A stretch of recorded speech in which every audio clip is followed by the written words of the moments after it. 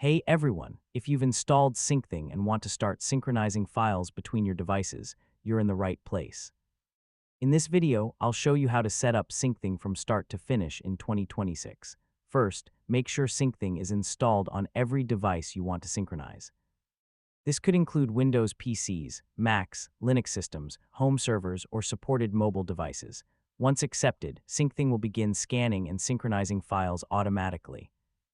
Depending on the size of the folder and your network speed, the initial synchronization may take some time. After synchronization finishes, verify that files appear correctly on both devices. Another helpful step is configuring folder permissions and synchronization settings based on your workflow. You can choose whether folders allow two-way synchronization, receive-only mode, or send-only mode. You should also review security settings and configure a web interface password if remote access to the management dashboard is possible.